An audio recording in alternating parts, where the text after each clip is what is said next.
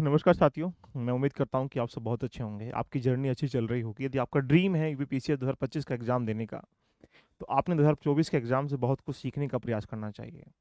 2024 का जो प्रश्न पत्रक आपने देखा गया होगा, तो वहाँ पर प्रश्नों का जो स्ट्रक्चर है आने का, अगर आप उसको उस आधार पर नए पैटर्न पर तैयारी नहीं करते हैं, बहुत सारी गलती आप करते चले जाते हैं, तो आपको 2024 के पेपर से सीखना पड़ेगा। क्या सीखना पड़ेगा? अगर हम लोग बात करेंगे 2024 का जो पैटर्न है प्रीलिम्स का ही देखिएगा, कितना चेंज हो रहा है। तो मेंस को भी कैसे आपस में इंटरलिंक करना है।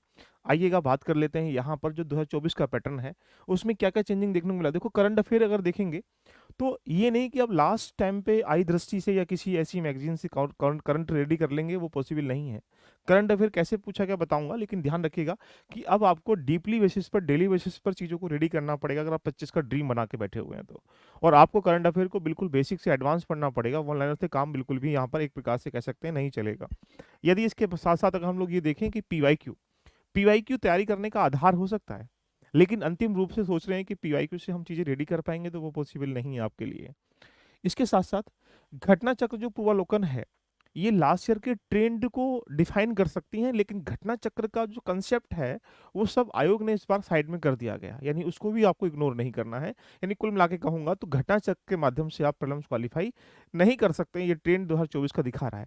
इसके साथ जो बहुत सारे बच्चे ऐसे यूट्यूब हो या किसी अन्य आधार पर देखा जाए वन लाइनर चीज़ें रटते रहते हैं, फैक्चुअल रटते रहते हैं, उन फैक्ट्स को भी कैसे इंटरलिंक करना है देखना पड़ेगा। जैसे आप मॉडर्न हिस्ट्री पढ़ रहे हैं, तो मॉडर्न हिस्ट्री में आपको सीक्वेंस वाइज़ चीज़ें पढ़नी पड़ेंगी देखिएगा।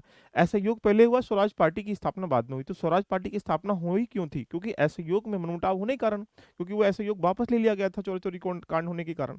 तो आपको अगर ये चीज़ें इंटरलिंक नहीं है कि स्वराज की स्थापना बाद में हो गया असहयोग से, तो चीज़ों को मैचिंग भी नहीं कर पाएँगे आप लोग। तो मेरा मानना है कि बहुत सारी ऐसी गलती जो 2024 में आप करे हैं, 25 में इनको ना दोहराइएगा। आपको यहाँ पर बेसिक से एडवांस पढ़ना पड़ेगा, कांसेप्ट क्लियर करना पड़ेगा और आपके साथ यहाँ जो प्रीलिम्स और मेंस जो आप गाते रहते हैं, उनको आपस में एक साथ लेके करना पड़ेगा। इसके लिए अगर देखा जाए ये एरिया है, जीएस का जो पार्ट आपको दिखाई दे रहा है ये वाला, इस जीएस के पार्ट को आपको अलग-अलग जीएस 1, 2, 3, 4, 5, 6 जो पेपर है मेंस के, इनके साथ आपको कनेक्ट करना पड़ेगा। अगर हम ये देखें तो जीएस 1 में जैसे एग्जांपल में हिस्ट्री है, तो उस हिस्ट्री को इसके साथ लिंक करना पड़ेगा। यहाँ पर जीएस 2 पॉलिटी, तो वहाँ पॉलिटी को यहाँ लिंक करना पड़ेगा। जीएस 3 में इकोनॉमी, वहाँ पे लिंक करना पड़ेगा। लेकिन जो जीएस 4 एथिक्स है या यूपी स्पेशल के 5 और 6 पेपर हैं, इनको भी यहाँ पर देखना पड़ेगा। आपने देखा होगा इस बार यूपी पीसीएस में, इस बार आप देखोगे तो यूपी स्पेशल का एक क्वेश्चन नहीं है। सेंसस का ओनली 1 क्वेश्चन आपको दिखाई दे रहा होगा। तो आपको युद्ध में पहुंचने से पहले आप उन सबकी तैयारी करनी पड़ेगी। किसी भी एरिया से प्रश्न आ जाए, हम कंफर्ट जोन में प्रीलिम्स क्वालीफाई कर पाएँ। इसके लिए आपको यहाँ पर हिंदी को भी रेडी करना पड़ेगा, ऐसे रेडी करना पड़ेगा। अगर हम प्रश्नों के लेवल को देखा जाए तो आप देखिएगा, देखो ये क्वेश्चन साइंस का है। वैज्ञानिक जाँच व्यावहारिक आदर्शों के प्रति प्रतिबद्धता पर निर्भर करती है। क्वेश्चन देख रहे हो? साइंस में क्वेश्चन कैसे घुमाया गया? वो दिन चले गए कि मेजरमेंट में किस-किस, कौन-कौन सी इकाइयाँ हैं, उनको रट लो, काम नहीं चलेगा। आगे विज्ञान में ईमानदारी विशेष रूप से महत्वपूर्ण है। ये कंसेप्ट का क्वेश्चन है। प्रश्न के लेवल कई प्रकार के हो सकते हैं, बेसिक है। आप यहाँ पर कंसेप्ट रटें, फैक्ट रटें, अप्लाइड पार्ट रखें। आपको हर किसी एंगल पे गेम खेलना पड़ेगा। जब चीज़ें एप्लीकेशन पार्ट पढ़ते हैं, तो कंसेप्ट और फैक्ट रेडी हो जाता है और जब फैक्ट पढ़ते हैं, कंसेप्ट रेडी नहीं होता। ऐसे ही यहाँ पर अब देखो, हिस्ट्री क्वेश्चन अगर देखेंगे तो सबसे पहले कालक्रम के आधार पर यहाँ इसको व्यवस्थित करिएगा। आखिरी गतिविधि तक देखिएगा। अब पहले ग्रामोदय योजना है, ग्रामीण रोजगार सृजन कार्यक्रम है, प्रधानमंत्री रोजगार योजना है, वाल्मीकि अम्बेडकर आवास योजना। अब एक बात सोचो, इमेजिन करिएगा। जब तक आप किसी टॉपिक को, सिनेरियो नहीं समझ पाएंगे कि सरकार करंट अफेयर में देखो क्वेश्चन कैसे पूछ रहा है, यानी योजनाओं को उसने क्या किया, सीक्वेंस वाइज चीजें पूछ रहा है। अगर हम यहाँ पर हिस्ट्री के बारे में बात करेंगे, देखो हिस्ट्री में क्वेश्चन कैसे पूछा है। घटनाओं पर विचार करिए, कौन कौन सी घटनाएं सबसे पहले बाद में हुई है। स्थायी भारतीय नौसेना की स्थापना, कैबिनेट मिशन की घोषणा, अंतिम सभा का गठन देखिएगा, ब्रिटिश एक प्रकार से प्रतिनिधिमंडल दिल्ली में आगमन देखिएगा। अब जब ये प्रश्न दिखाई दे रहा है, तो आपके दिमाग में बनना चाहिए, देखिएगा लॉजिकल कंसेप्ट अगर समझेंगे, शाही की स्थापना कब की गई, कैबिनेट मिशन पहले आया या सरकार की स्थापना पहले की गई। अगर ये कंसेप्ट नहीं है, तो आप आपस में रिलेट नहीं कर पाएंगे, है ना। यहाँ देखें, देखो ये सेम क्वेश्चन है जो भी हिस्ट्री में क्वेश्चन पूछा गया है, साइंस में क्वेश्चन पूछा गया। अगर आप देखेंगे हिस्ट्री में, भारत पर तुर्की आक्रमण सफल हुए, उत्तर भारत में राजनीतिक एकता नहीं थी। इसका मतलब ये क्वेश्चन कंसेप्ट से है, फैक्ट से नहीं है, कंसेप्ट से है। और इसमें चीजें निकल के आ जाएंगी जब आप यहाँ पर रेडी करेंगे। ऐसे अगर हम यहाँ बात करें, लाल मृदा भारत के दूसरे सबसे बड़े समूह में दर्शाती है। लाल मृदा काली मृदा को दक्षिण पूर्व उत्तर दिशा में घेरे हुए है। इसका मतलब ये कंसेप्ट है। तो मेरा मानना है जब तक आप यहाँ पर देखो, क्वेश्चन क्या है, अनाज उपज का शब्द का तात्पर्य क्या है देखिएगा, काटी गई भूमि के प्रति इकाई के क्षेत्र में उत्पादित, कंसेप्ट वाला क्वेश्चन है। तो इस बार 150 क्वेश्चनों में से अगर आप देखेंगे लगभग 50 60 70% जो है यहाँ पर डायरेक्टली पीवाईक्यू से तो नहीं है, कंसेप्ट से क्वेश्चन है, अप्लाइड पार्ट से क्वेश्चन है।